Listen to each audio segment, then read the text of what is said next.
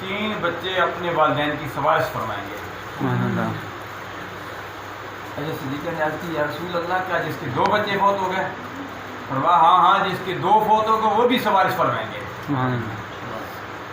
پھر عرض کی یا رسول اللہ جس کا 1 بچہ؟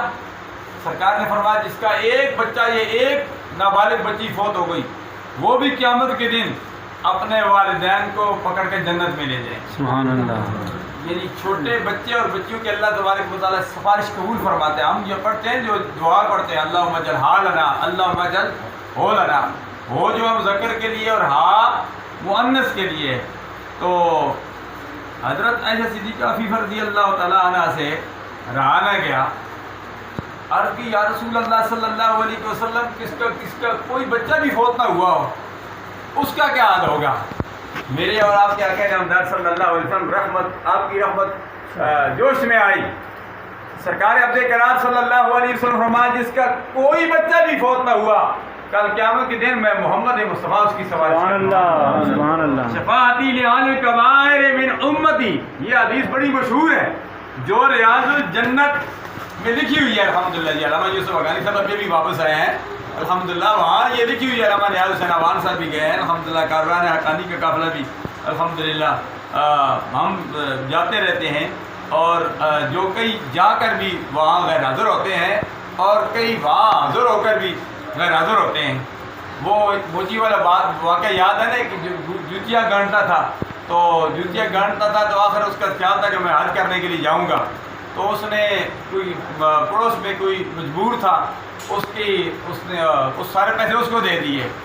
تو بعد میں منظر دیکھتا ہے کہ وہ حج شریف وہاں مکے میں بیٹھے ہوئے ہے، پہنچا ہوا ہے، اور جو باقی حجاج کرام تھے اس سے کہا جا رہا ہے کہ سب کے حج مردود تھے، لیکن تیری ایک کی وجہ سے اللہ تبارک و تعالیٰ نے سب کے حج کو مقبول کر لیا ہے۔ سبحان اللہ۔ بعض اوقات چھوٹی سی نیکی بھی انسان کو کام آ جاتی ہے۔ سبحان اللہ۔ الحمدللہ والعزیز، دعا کرتے ہیں اللہ تبارک و تعالیٰ پسماندگان کو صبر جمیل عطا فرمائے، کیونکہ وقت کے دامن میں گنجائش نہیں ہے۔ یہ بچے بھی سفارش کریں گے، حافظ بھی سفارش کریں گے، حاجی بھی سفارش کریں گے، سفارش کی بہت ساری قسمیں، لیکن بڑی سفارش میرے اور آپ کے آقا نامدار صلی اللہ علیہ وسلم کی ہے۔ سرکار سفارش فرمائیں گے تو بعض لوگ جو سفارش فرمائیں گے ان کے متعلق بھی، اور جو موجودہ دور ہے ان کے متعلق بھی مذاق اڑاتے ہیں اولیاء اللہ کے بارے میں۔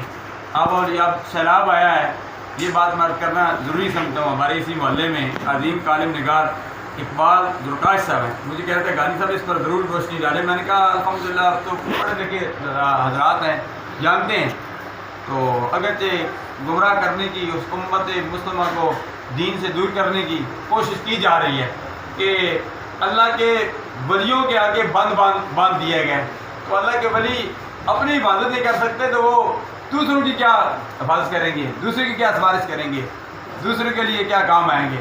اس کے لیے مختصر جواب یہ ہے کہ اللہ کی، یہ تو پھر یہ اعتراض تو اللہ تبارک و تعالیٰ پر بھی آتا ہے نا۔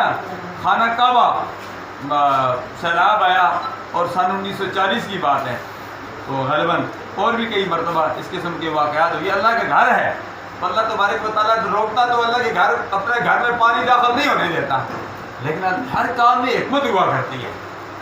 ایک آزمائش ہوتی ہے، ایک عذاب ہوتا ہے۔ دعا یہ کریں کہ یہ جو موجودہ حالات ہیں اللہ تبارک و تعالیٰ ہمیں آزمائش سے بھی بچائے اور اللہ تبارک و تعالیٰ عذاب سے بھی بچائے۔ یہ سارے حالات جو ہے وما اصابکم من مصیبۃ فبما کسبت ایدیکم ویعفو عن کثیر، ہمارے اپنے اعمال کی وجہ سے ہے۔ ہمیں اپنا محاسبہ کرنا چاہیے، ہمیں اپنے آپ کو درست کرنے کی ضرورت ہے۔ ہم درست ہو جائیں گے، سارے حالات درست ہو جائیں گے۔ میں دعا کرتا ہوں اللہ تبارک و تعالیٰ تمام پسماندگان کو، قیصر بشیر صاحب کو، علامہ نیاز حسین عوان صاحب کو، باقی بھی ساری فیملی موجود ہے، بزرگ موجود ہیں، اللہ تبارک و تعالیٰ سب کو یہ سب کو مدد کرنے کی توفیق عطا فرمائے اور